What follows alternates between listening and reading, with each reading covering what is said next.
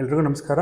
CME2 week 11 cutting tools and abrasives ಏನು video ಸೀರೀಸ್ಗೆ ಎಲ್ರಿಗೂ ಮತ್ತೆ ಸ್ವಾಗತ ಹೇಳ್ತಾ, ನಾನು ಪ್ರೀವಿಯಸ್ ಕಟಿಂಗ್ ಟೂಲ್ ಬಗ್ಗೆ ಒಂದಷ್ಟು ಇಂಟ್ರೊಡಕ್ಷನ್ ಕೊಟ್ಟಿದ್ದೆ. ಕಟಿಂಗ್ ಟೂಲ್ನ ಯಾವ ಥರ ಕ್ಲಾಸಿಫೈ ಮಾಡ್ತಾರೆ, ಅದರದ್ದು ಗುಣಲಕ್ಷಣಗಳು ಏನೇನಿರುತ್ತೆ, ಯಾವ ಥರ ಸೆಲೆಕ್ಟ್ ಮಾಡ್ತಾರೆ, ಮತ್ತು you need to compare different cutting tools which are available in the market. ಅದ್ರ ಮಧ್ಯ ಒಂದು ಕಂಪ್ಯಾರಿಸನ್ ನೋಡಿದ್ವಿ. ಈ ಒಂದು ಕ್ಲಾಸಲ್ಲಿ you are going to learn about single point cutting tool and milling cutters. So later on you are going to learn about grinding, polishing and coating, and one exercise also. So this is a single point cutting tool. We can use usually in lathe and shaping or planing machine. So ಇಲ್ಲಿ ನೋಡ್ಬೋದು ನೀವು, ಒಂದು ಪಾಯಿಂಟಿಂದ cut ಆಗುವಂಥದ್ದಕ್ಕೆ ನಾವು single point cutting tool ಅಂತ ಕರಿತೀವಿ. So you can see here end cutting edge or side cutting edge. ಈ ಎಡ್ಜಲ್ಲಿ ಅಥವಾ ಈ ಎಡ್ಜಲ್ಲಿ ಕಟಿಂಗ್ ಆಗುವಂತಹ ಒಂದು ಏರಿಯಾ ಅಂತ ಕರಿಬೋದು. So it has only one cutting edge and mainly used in lathe shaping and planing operations. ಇಲ್ಲಿ ಜಾಸ್ತಿ ನಾವು ಸಿಂಗಲ್ ಪಾಯಿಂಟ್ ಕಟಿಂಗ್ ಟೂಲ್ನ ನೋಡ್ತೀವಿ.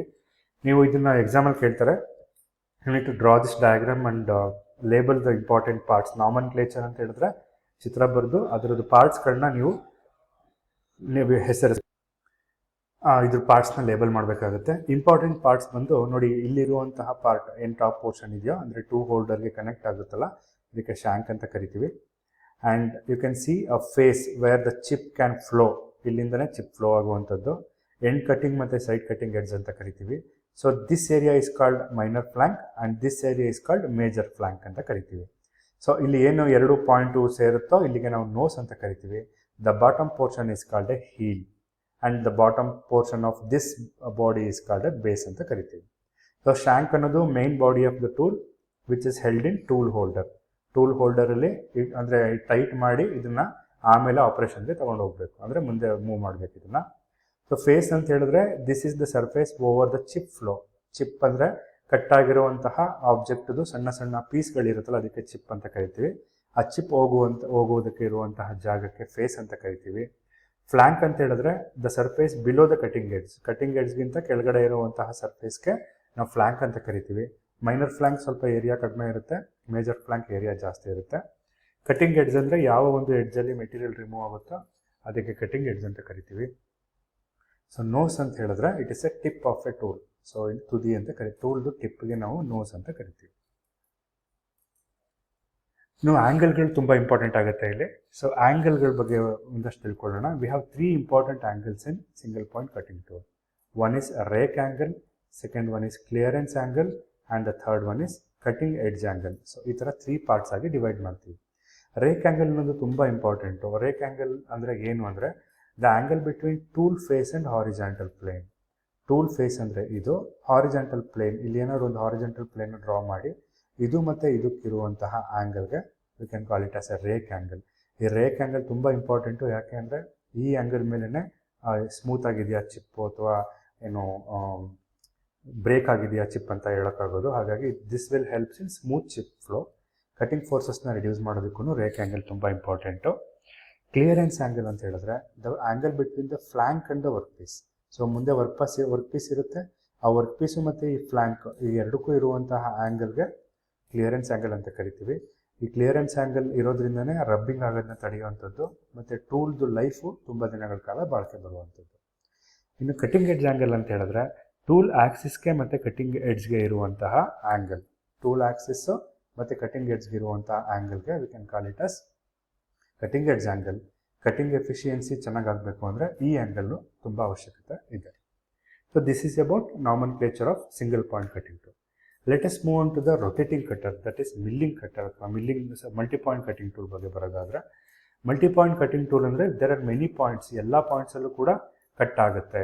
ಎಲ್ಲ ಪಾಯಿಂಟ್ಸ್ ಅಂತ ಹೇಳಿದ್ರೆ ಇಲ್ಲಿ ನೋಡ್ಬೋದು, ನೀವು ಬ್ಲೇಡ್ ನೋಡಿರ್ತೀರಿ ಎಲ್ಲರೂ.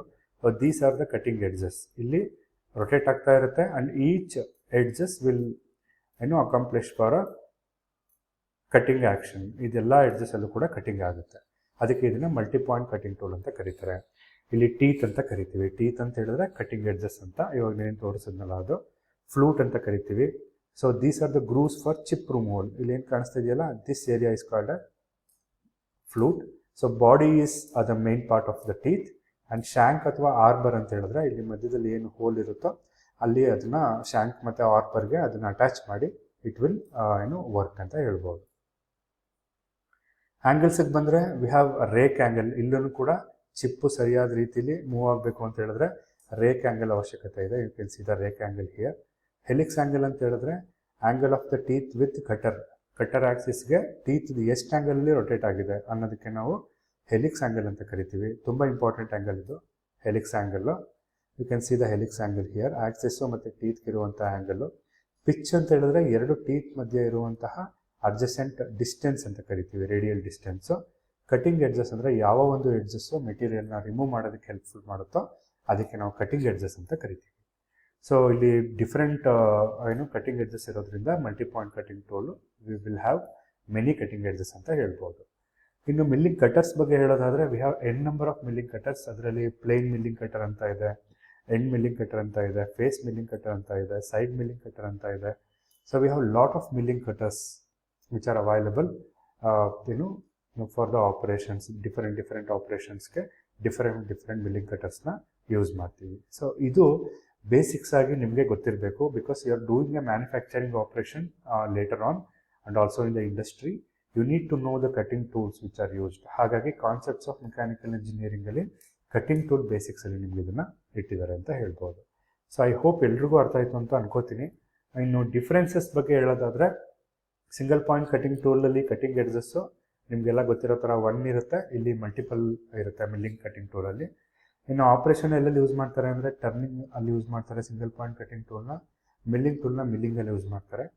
ಇನ್ನು ಟೂಲ್ ಮೋಷನ್ಗೆ ಬಂದರೆ single point cutting tool linear tool motion ಇರುತ್ತೆ, ಮಿಲ್ಲಿಂಗ್ ಅಲ್ಲಿ ರೊಟೇಟರಿ ಅಥವಾ ರೋಟರಿ ಮೋಷನ್ ಇರುತ್ತೆ.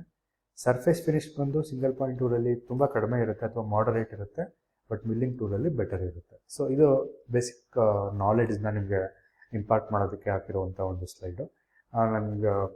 ನಿಮ್ಗೇನಾದ್ರು ಡೌಟ್ ಇದ್ದರೆ you can leave us a comment. I am happy to answer. Don't forget to like, share and subscribe. In the next video, I'm going to teach you the surface finishing operations like grinding. Thank you so much for watching.